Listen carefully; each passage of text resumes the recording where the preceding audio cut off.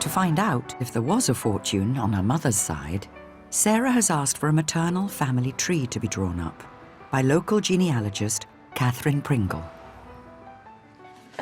Right, Sarah, this is the family tree on your mother's side. Okay. Oh my God. So right, okay, so we work our way up.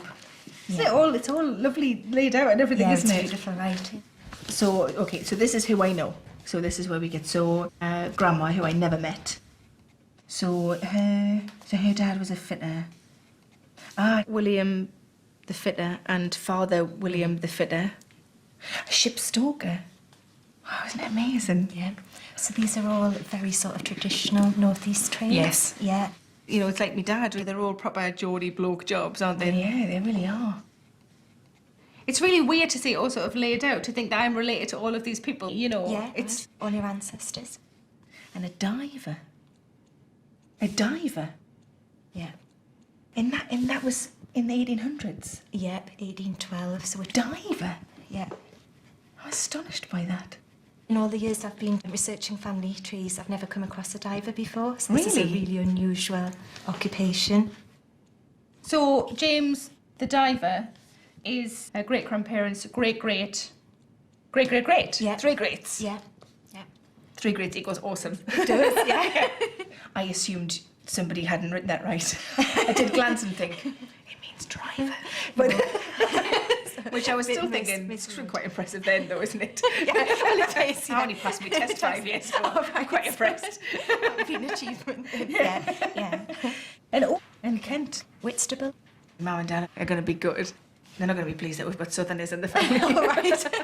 I think they were hoping it would be North or right, Scottish all or from that area. Well, the rest of... It's completely floored me.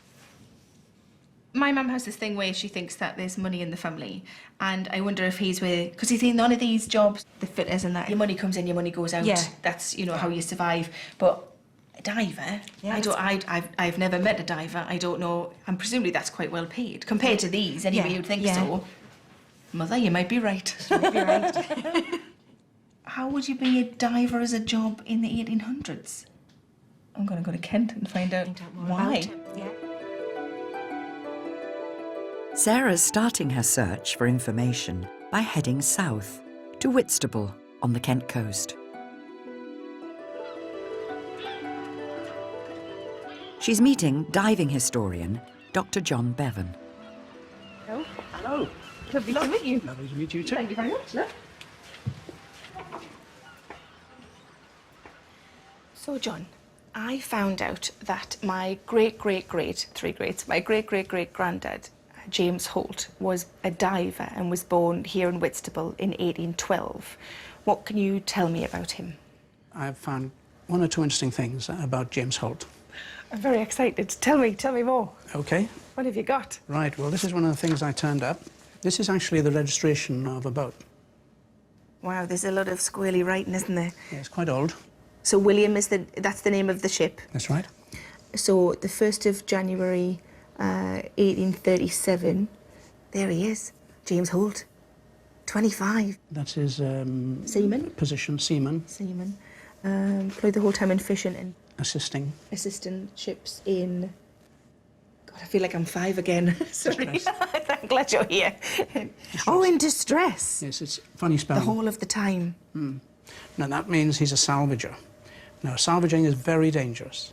You have to go out there in horrendous conditions. These are expert boatmen. They would go out there during the storm. They'd go and assist people, save their lives, but then, of course, they'd help themselves to the cargo, if they could. Oh, okay. And that's So salvage. brave and smart. Absolutely.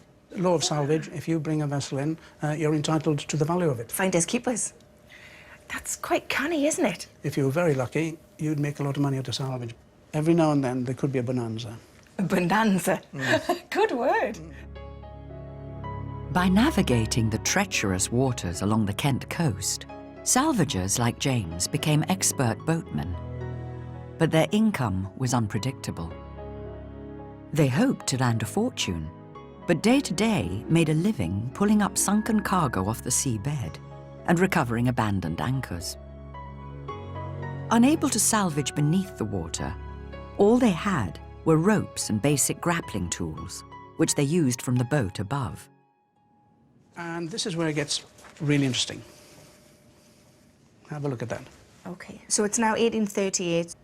James Holt, and he's now employed the whole time in fishing and diving. Ah, now this is diving because it was fishing and boats in distress. The fact that that says diving there is extremely important because the fact they've actually written it in as an occupation means they are using the word diving for one of the first times. It's a job. Wow.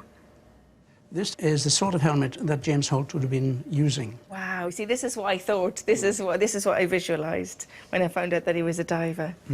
This is what's called a Dean open helmet. The diving helmet had first been invented in the early 1800s. John Dean, the co-inventor of the diving helmet, lived in Whitstable. This is why the diving industry started here. It went around the rest of the world from Whitstable. So James Holt becomes one of that first group of divers. Wow, really? So James Holt is very special. So one of the first divers ever, not just in the UK, but ever? Ever. Wow. That's amazing, isn't it? This is actually called an open helmet, and it's called that because the principle is it's like having a bucket over your head with the water level at the bottom of the bucket being supplied with air from the surface.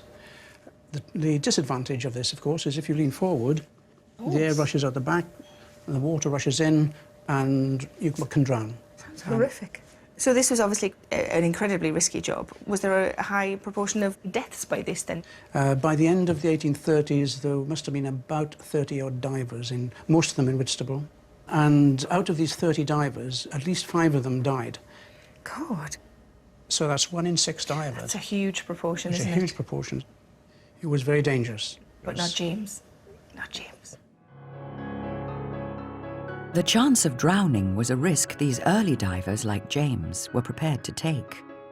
For the first time, they could go underwater to depths of up to 60 feet and search for valuable cargo on the sea floor.